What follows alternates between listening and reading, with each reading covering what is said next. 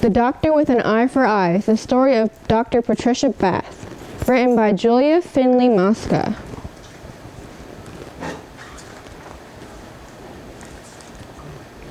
If you like to think big, but some say you're too small, or they say you're too young, or too slow, or too tall, pay no mind to their doubts, and just follow the path of one awesome inventor, Patricia E. Bath. On the 4th of November, in Harlem, New York, one family, the Baths, got a gift from the stork. A baby, Patricia, quite clever was she. All the good she'd accomplished, the world she would soon see. Now, this girl from New York, she loved playing with boys. Her big brother, so thoughtful, shared all of his toys.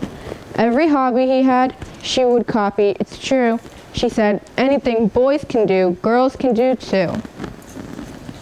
Yet the toy she loved most, she will never forget, was a gift from her mother, a chemistry set. Well, it got her to thinking, hey, science is neat. This new passion of hers, it just couldn't be beat. As she grew a bit older, she yearned to do more. With science, I'll help the world sick and the poor. And a friend of the family's, a doctor so swell, inspired the teen, I can be one as well.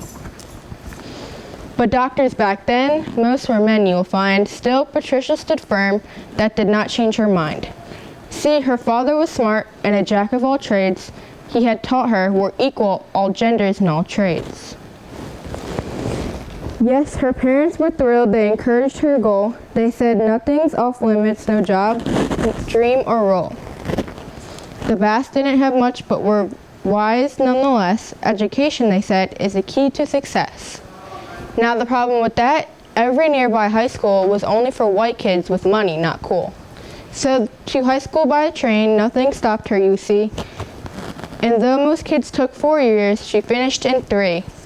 What next? Off to college, then medical school, where she found that her classmates were boys as a rule.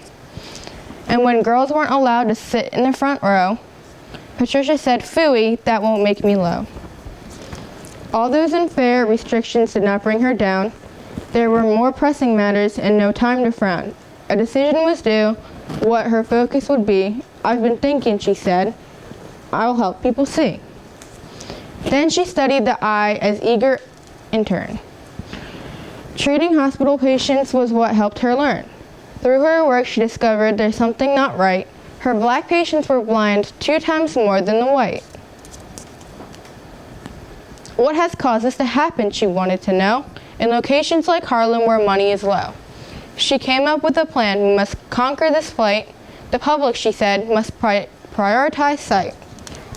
With the mission in mind, the new doctor went west. At a school near the sea, she spread word of her quest. She was young, but her knowledge and skill made her wise. She taught hundreds of students to understand eyes. But it wasn't all cheery. Some things she would fight, like the desk in a dungeon that barely had light. No thank you, she said. I'll find a new placement. 'Cause nobody puts Dr. Bath in a basement. Well, she got that new desk and she hit a grand slam when she started an eye doctor training program. She would lead it for years, and what makes that so sweet, she'd be the first woman to achieve such a feat. Do you think she stopped there? No, sirree, she did not. All her goals to help people, she still had a lot. I will find better treatments for the blindness, she swore. Straight to Europe, she went where she studied some more.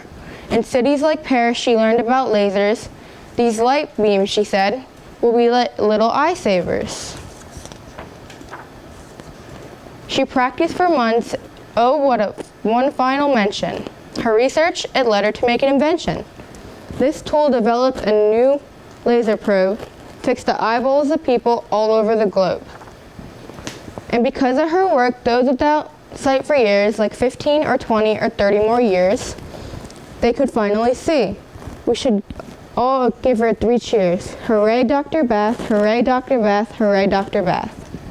But wait, she did more. She created a place to bring hope to the world, the whole human race.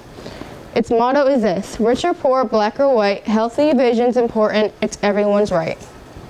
Now for all that she's done and the progress it brings, Dr. Bath is well known she'd accomplish great things. But applause for her work, well, to her it seems strange.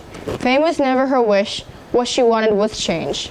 Yes, the girl from New York with the chemistry set, who was born where most doctors were men, don't forget, grew to be quite a hero, but she'll never boast. It's her will to heal people that matters the most.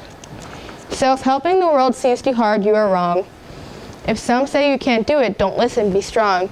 Like Patricia, stay focused, push forward, shine bright, and you'll find all your dreams will be well within sight.